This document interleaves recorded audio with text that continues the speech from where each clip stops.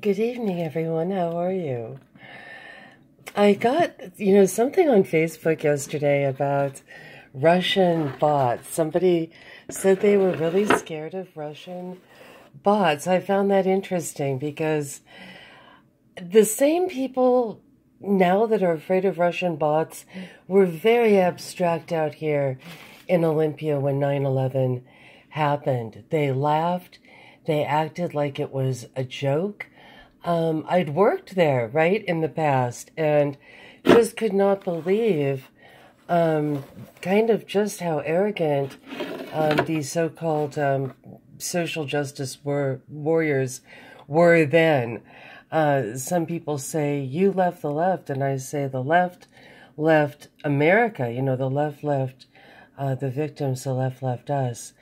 So it's weird that now I'm seeing from the Olympians, as it were, this fear of Russian bots, but absolutely no fear of, jihadists or real threats, M13, and things of that nature. So it's like being in the Alice in Wonderland world. However, it's weird. I just wanted to kind of go back here in time a little bit. These are not the clearest of photographs. This is the inside of the Hermitage. But in the 1976, I found myself there. And I was a teenager. I was 14. And, there'd been a life before that. Here I am before that in New Mexico. My parents had gone through a divorce. We'd lived a lot of places up before coming here, and I'd been a library aide. I was rather bookish, so I'd actually read Crime and Punishment like before this, but really did not know how to visualize Russia in my mind. I remember, there I am. Very, very cold. My goodness. It was Christmas for there. If you can see, it was like a little snow on the ground. There's the Kremlin. And, there's like a million, sort of stories to tell. I remember being on the plane and being rather terrified at one point. It was like, oh my God, I'm going somewhere here. We're really going somewhere.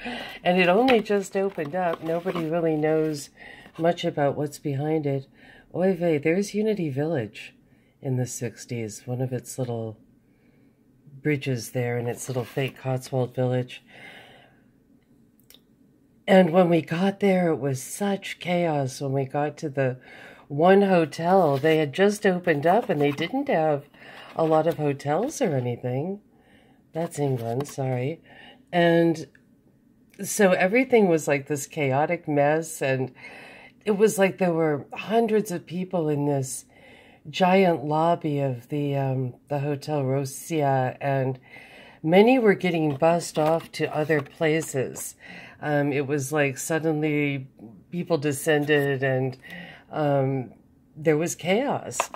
And I remember not even caring. It was like, wait, I'm in Russia. It's wonderful.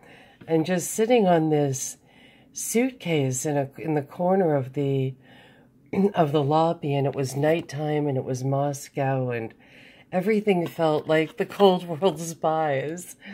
And some man came up to me. I will always think it was Michael Caine.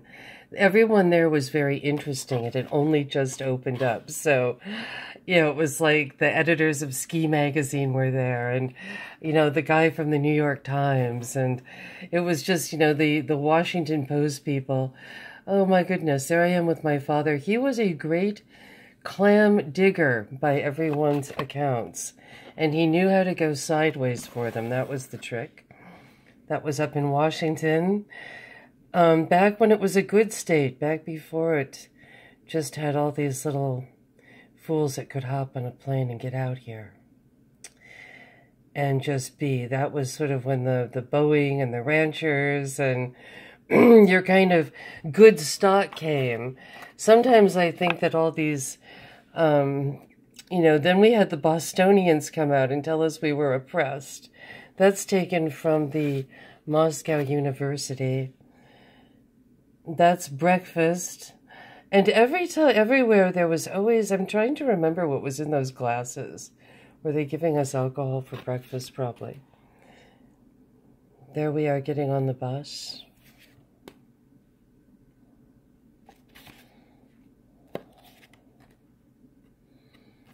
But it's, you know, I have very little in the way of photographs of my own life. And sometimes it seems unreal and unbelievable and strange. So it's good to have this little box from Russia from the 70s.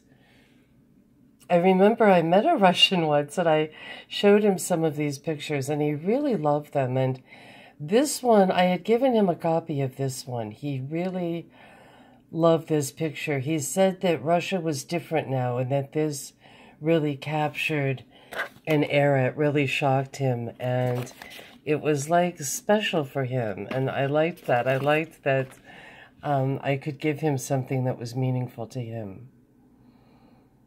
And so the night goes on. This was in a little town in the middle of nowhere. They kind of didn't want people only just being in Moscow. So or Leningrad, as they called it then. So we got kind of sent away into parts deeper, as it were. So it is funny to hear people, you know, screaming about the Russians and how terrible they are, and not saying anything about jihadis, not saying anything about M13. Wow, that's a trillion years ago. That was in Colorado. Not saying anything about these really scary countries. Now they're letting in cannibals from some part of the Congo. That's like the latest fun thing. So, you know, here we go.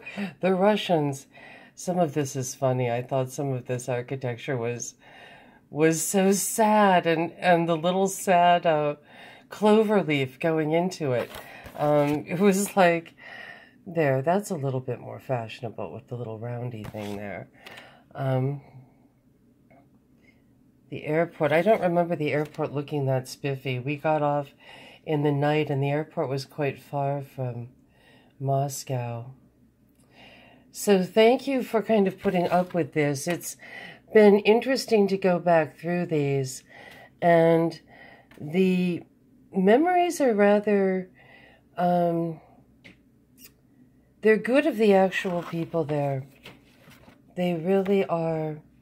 And it's nice to have this little box, and it was fun to share a little bit of it with you. I hope it wasn't too dull, but it's good to just sometimes memorialize things and